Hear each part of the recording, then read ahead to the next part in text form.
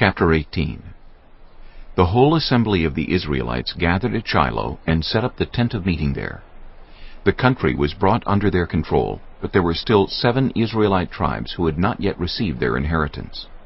So Joshua said to the Israelites, "How long will you wait before you begin to take possession of the land that the Lord, the God of your ancestors, has given you? Appoint 3 men from each tribe. I will send them out to make a survey of the land and to write a description of it according to the inheritance of each.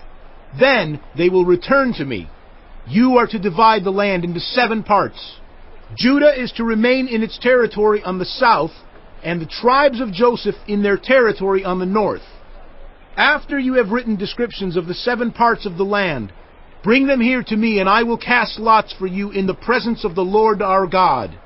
The Levites, however, do not get a portion among you, because the priestly service of the Lord is their inheritance. And Gad, Reuben, and the half-tribe of Manasseh have already received their inheritance on the east side of the Jordan. Moses, the servant of the Lord, gave it to them."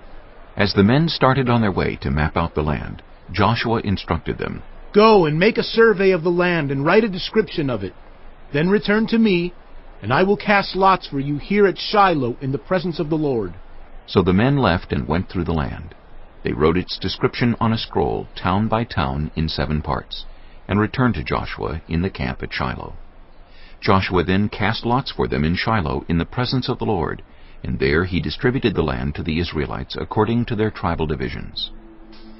The first lot came up for the tribe of Benjamin according to its clans.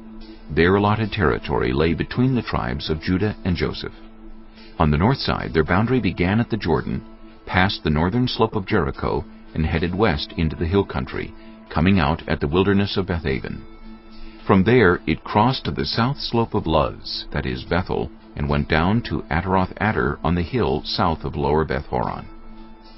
From the hill facing Beth-horon on the south, the boundary turned south along the western side and came out at Kiriath-Baal, that is, Kiriath-Jearim, a town of the people of Judah. This was the western side.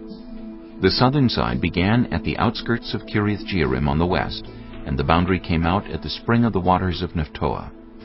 The boundary went down to the foot of the hill facing the valley of Ben-Hinnom, north of the valley of Rephaim. It continued down the Hinnom Valley along the southern slope of the Jebusite city, and so to En-Rogel. It then curved north, went to En-Shemesh, continued to Geliloth, which faces the pass of Adummim, and ran down to the stone of Bohan, son of Reuben. It continued to the northern slope of Beth-Arabah, and on down into the Arabah. It then went to the northern slope of Beth-Hoglah, and came out at the northern bay of the Dead Sea, at the mouth of the Jordan in the south. This was the southern boundary. The Jordan formed the boundary on the eastern side. These were the boundaries that marked out the inheritance of the clans of Benjamin on all sides.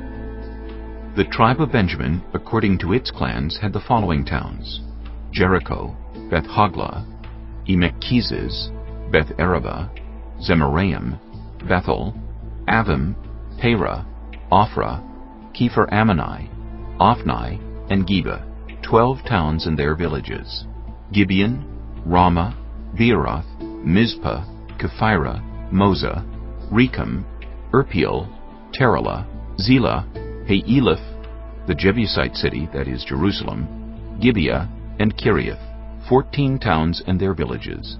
This was the inheritance of Benjamin for its clans.